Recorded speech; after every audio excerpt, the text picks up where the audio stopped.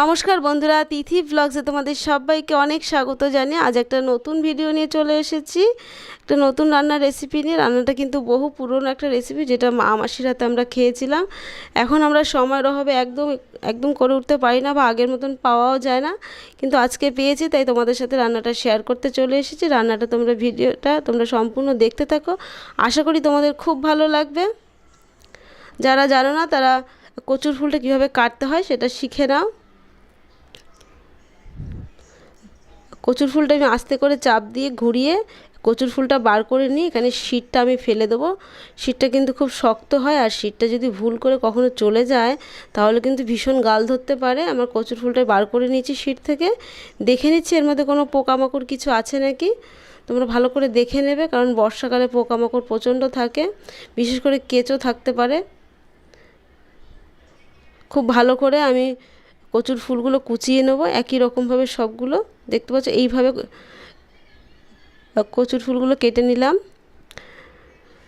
ভালো করে কেটে নিয়ে ধুয়ে এখানে আমি পেঁয়াজ কুচি নিয়ে নিয়েছি, আর রসুন, কাঁচা লঙ্কা। আমি কচুর ফুলটা এখন সেদ্ধ করে নেব। জলের মধ্যে আগের থেকে লবণ দিয়ে নিয়েছি।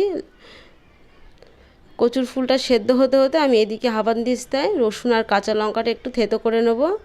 আর এই রান্নাটায় যদি রসুন আর কাঁচা লঙ্কা চিড়ে বা একটুখানি থেতো করে নিতে পারো তাহলে খেতে ভালো লাগে। সবসময় কচু পাতাতে জিনিসে একটু রসুন আর কাঁচা লঙ্কার পরিমাণটা বেশি দিলে কিন্তু খুব ভালো হয়। আর এই সমস্ত রেসিপি কিন্তু খাওয়াও খুব ভালো আর খেতেও খুব সুস্বাদু, কিন্তু রান্নায় প্রচণ্ড ঝামেলা বলে আজকাল আমরা ঠিক সময়ের অভাবে করে উঠি না। তো বন্ধুরা, কচু ফুল আমার সেদ্ধ হয়ে গেছে। কড়াইতে আমি তেল দিয়ে এখন সর্ষে আর শুকনো লঙ্কা ফোড়ন দিচ্ছি। এটা ভালো করে ভাজা ভাজা হয়ে যাওয়ার পরে এর মধ্যে দিয়ে দেবো আমি কুচানো পেঁয়াজ আর বেটে রাখা থেতো করে রাখা রসুন আর কাঁচা লঙ্কা দিয়ে ভালো করে নাড়াচাড়া করে এর মধ্যে দিয়ে দেবো আমি এখন লবণ। আগে কিন্তু কচুর ফুলে আমি হাফ চামচ লবণ দিয়েছিলাম, এখন হাফ চামচ লবণ দিচ্ছি, হাফ চামচ হলুদ গুঁড়ো আর হাফ চামচ মিষ্টি। যে কোনো সবজি বা কচু খেচু জিনিসে একটু মিষ্টি দিলে কিন্তু তার স্বাদ কিন্তু বেড়ে যায়।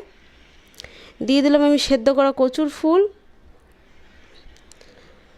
কচুর ফুলটা কিন্তু অনবরত নাড়তে হবে, একটু রস যেন না থাকে, আর খুন্তি দিয়ে ভালো করে চেপে চেপে দিলে পরে কি ভালো মিশবে ফুলটা। আর দিয়ে দিচ্ছি আমি একটু ভাজা মশলা। ভাজা মশলাতে ছিল আমার ধনে জিরের গুঁড়ো, এটা ভেজে রেখে আমি বেটে নিয়েছিলাম।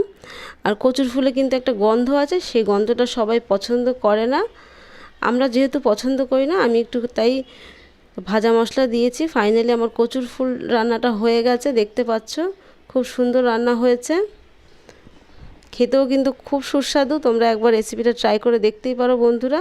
আর ভিডিওটা যদি তোমাদের ভালো লেগে থাকে অবশ্যই একটা লাইক করো, কমেন্টে জানিও রান্নাটা তোমাদের কেমন লাগলো।